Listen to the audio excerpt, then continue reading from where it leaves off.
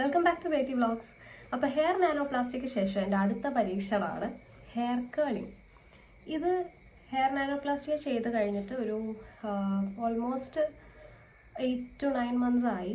അപ്പോൾ ആയപ്പോൾ കുറച്ചൊക്കെ സ്ട്രെയിറ്റ് ആണ്, ബാക്കി ഇവിടെ നിന്നൊക്കെ കേളി ആയിട്ടുണ്ട്. അപ്പോൾ ഒരു മിക്സഡ് ടെക്സ്ചറാണ് എൻ്റെ ഹെയറിനിപ്പോൾ. അപ്പോൾ കൂടാതെ കുറച്ച് ഹെയർ കട്ടൊക്കെ ചെയ്താണ് ഇങ്ങനെ ഇരിക്കുന്നത്. So naturally my hair looks like this.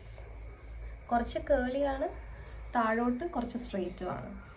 അപ്പോൾ ഈ നാനോപ്ലാസ്റ്റി അതുപോലെ തന്നെ ഹെയർ ട്രീറ്റ്മെൻറ്റ്സിൻ്റെ ഒക്കെ ഒരു പ്രശ്നം എന്താണെന്ന് വെച്ചാൽ, നമ്മളിത് വൺസ് ചെയ്താൽ പുതിയ ഹെയർ വളരുന്നതൊക്കെ കണ്ടോ, നാച്ചുറൽ ഹെയർ ആയിരിക്കും. അപ്പോൾ നമ്മളിത് പിന്നെയും ചെയ്തുകൊണ്ടിരിക്കണം.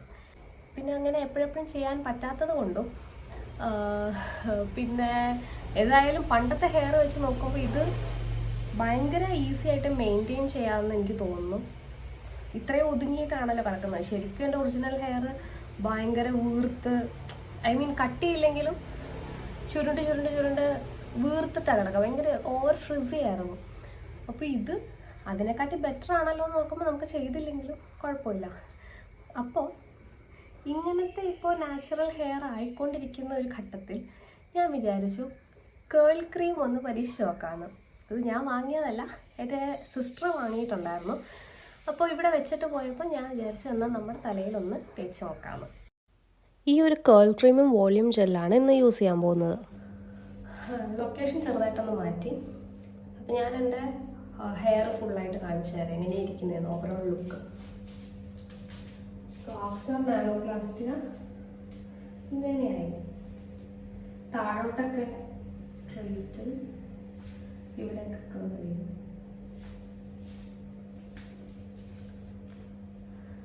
പക്ഷേ ഞാൻ പറഞ്ഞ പോലെ പണ്ടത്തെ ലുക്കിനെക്കാട്ടി എത്ര മച്ച് ബെറ്റർ ആണ് ഈ ഒരു ഹെയർ ക്യാരി ചെയ്യാൻ എനിക്ക്. അപ്പോൾ എനിക്കത് റീടച്ച് ചെയ്തില്ലെങ്കിലും ഞാൻ കൂളായിട്ടിരിക്കുന്നത് അതുകൊണ്ടാണ്.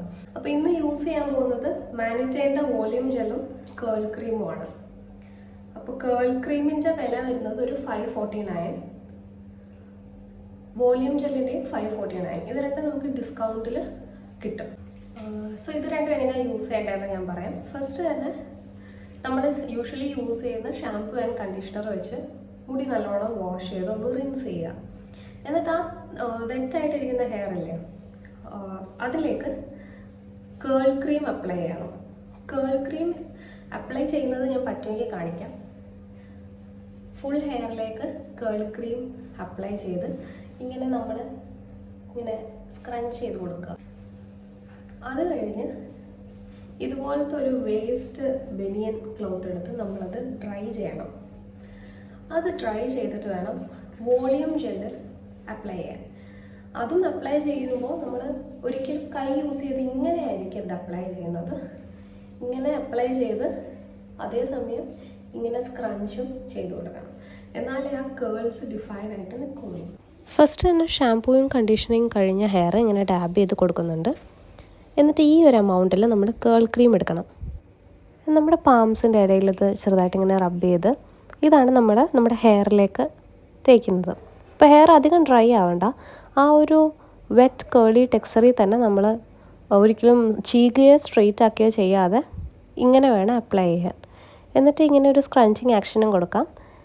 നമുക്ക് സ്വന്തമായിട്ട് വേണമെങ്കിൽ ഒന്ന് ട്വിസ്റ്റ് ആൻഡ് കേൾസ് ഒക്കെ കൈ കൊണ്ടൊക്കെ ചെയ്ത് കൊടുക്കാം. ഓൾറെഡി കേളി ഹെയർ ഉള്ളവർക്ക് ഇത് നല്ല ഈസി ആയിരിക്കും. പക്ഷേ ഒരു മിക്സഡ് ടെക്സ്ചർ ഉള്ളവർ ഇങ്ങനെയൊക്കെ ചെയ്തുകൊണ്ടിരിക്കുക.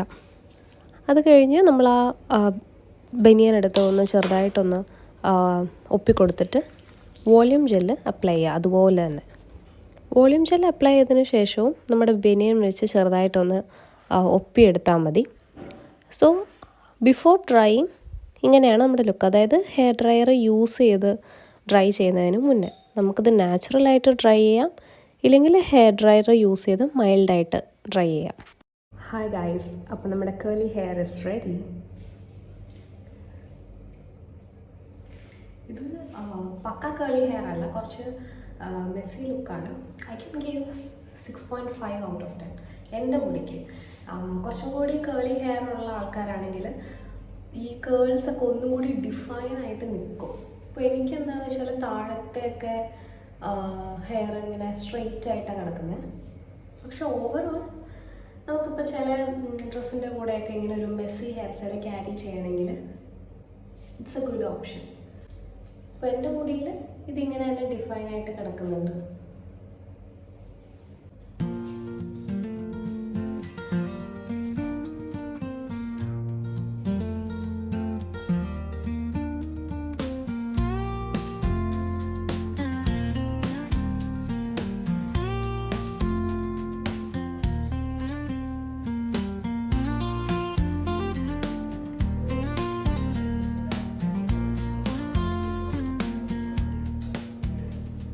പിന്നെ ചില സാരിക്കൊക്കെ ഇങ്ങനെ വൺ സൈഡ് കേളി ഹെയർ കിടക്കുന്ന കാണാൻ നല്ല ഭംഗിയായിരിക്കും.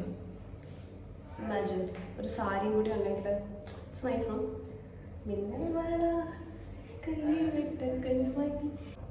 ഇപ്പം ഇത് എത്ര ദിവസം ലാസ്റ്റ് ചെയ്യുന്നത് വെച്ചാൽ ഒരു 1 day മാക്സിമം അത്രേ ലാസ്റ്റ് ചെയ്യുള്ളൂ എൻ്റെ ഹെയറിൽ. കേളി ഹെയർ ഉള്ളവർക്കാണെങ്കിൽ എനിക്ക് തോന്നുന്നു കുറച്ചും കൂടി ഡിഫൈൻഡ് ആയിട്ട് ഇതൊക്കെയും ചെയ്യും, ലാസ്റ്റ് ചെയ്യുകയും ചെയ്യും. ഒരുപാട് കേൾ ക്രീംസ് ഒക്കെ അവൈലബിൾ ആണ്. ഈ ഒരു പെർട്ടിക്കുലർ ബ്രാൻഡ് ജസ്റ്റ് യൂസ് ചെയ്തതേ ഉള്ളൂ. അപ്പോൾ അതിൽ കിട്ടുന്ന റിസൾട്ട് ഇങ്ങനെയാണ്. എന്നാലും നമുക്ക് ഒരു പ്രോഗ്രാമിന് ഒരു ലുക്ക് ക്യാരി ചെയ്യണം, ഒരു പെർട്ടിക്കുലർ ഡ്രസ്സിന് മാച്ചായിട്ട് ഹെയർ സ്റ്റൈല് കേളി ആയിരുന്നെങ്കിൽ കൊള്ളാമെന്നൊക്കെ തോന്നുവാണെങ്കിൽ ട്രൈ ഔട്ട് ചെയ്യാൻ നല്ലതാണ്. അല്ലാതെ ഡെയിലി യൂസിന് ഒരുപാട് നേരം ലാസ്റ്റ് ചെയ്യുന്ന എഫക്റ്റ് ഒന്നും അത് തരുന്നില്ല. ഇന്നത്തെ ഹെയർ കെയർ വീഡിയോ എല്ലാവർക്കും ഇഷ്ടപ്പെട്ടെങ്കിൽ ലൈക്ക് ചെയ്യുക, സബ്സ്ക്രൈബ് ചെയ്യുക. പിന്നെ പ്രോഡക്റ്റ് ഇഷ്ടപ്പെട്ടു, ഈ ഹെയറിൽ ഈ റിസൾട്ട് ഇഷ്ടപ്പെട്ടെങ്കിൽ നിങ്ങൾക്ക് ട്രൈ ചെയ്ത് നോക്കാം. So until we meet again in my next vlog, bye bye.